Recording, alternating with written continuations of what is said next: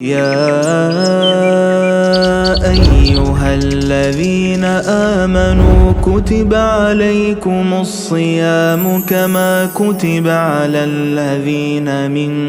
قبلكم لعلكم تتقون. السلام علیکم ورحمۃ اللہ وبرکاتہ. الحمدللہ والصلاۃ والسلام علی نبینا محمد. محترم سامعین و ناظرین کرام، میں آپ کو آج رمضان المبارک کے اندر تراویح یا قیام اللیل کی فضیلت کے بارے میں حضرت ابو ہریرہ رضی اللہ تعالی عنہ کی وہ حدیث جسے بخاری اور مسلم رحمہم اللہ نے روایت کیا ہے کہ نبی اکرم صلی اللہ علیہ وسلم سے کہتے ہوئے حضرت ابو ہریرہ رضی اللہ تعالی عنہ نے سنا،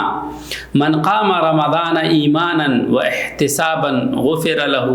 ما تقدم من ذنبه، کہ جس کسی نے رمضان کے اندر پورے ایمان اور پورے احتساب کے ساتھ قیام کیا، اس کی پہلی یعنی پچھلی گناہیں معاف کر دی جائے گی. یہاں پر اس حدیث سے پتہ چلتا ہے کہ رمضان المبارک کے اندر قیام اللیل کی فضیلت کیا ہے، کہ یہ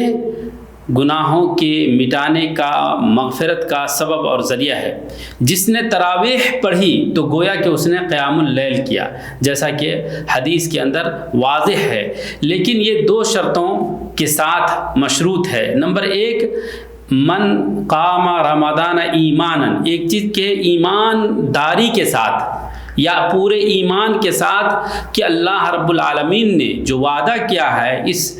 رمضان کے قیام کا یا تراویح کے اجر کا دینے کا، اس پر یقین ہو انسان کو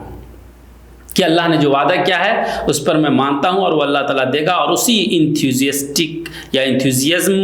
اور پاور کے ساتھ اور پوری رغبت اور شوق کے ساتھ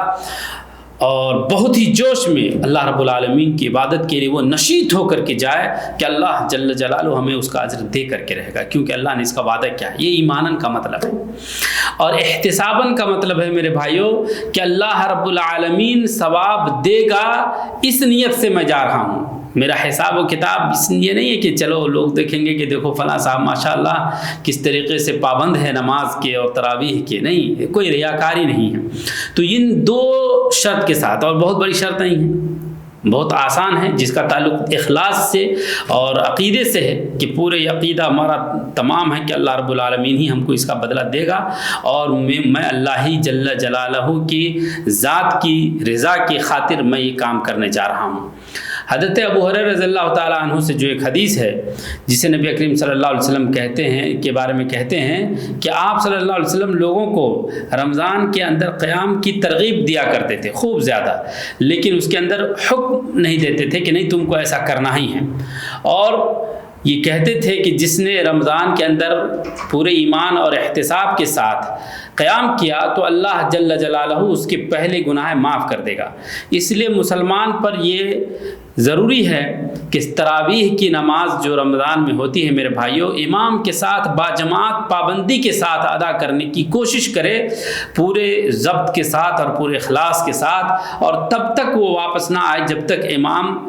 نماز ختم نہ کر دے، پورے کا پورا نماز ختم نہ ہو جائے امام کے ساتھ. اب چاہے وہ نماز 11 رکعت ہو یا 20 رکعت دو اماموں کے ساتھ ہو، تو ایسا نہیں کہ آپ ایک امام نے پڑھا دیا اور سوچا ہم کو 11 رکعت پڑھنی اور واپس ہو گئے. نہیں، بلکہ چونکہ من قام مع الامام، نبی کریم صلی اللہ علیہ وسلم کی حدیث کے مطابق جس نے امام کے ساتھ قیام کیا حتی ینصرف، یہاں تک کہ امام وہ لوٹ جائے، کتب لہ قیام اللیلہ، تو اس کے لیے قیام اللیل کا ثواب لکھا جائے گا. تو امام شرط ہے، تو اس لیے قیاس یہ کیا جاتا ہے کہ ایک امام کے پڑھانے کے بعد دوسرے امام کے ساتھ بھی آپ پڑھیں.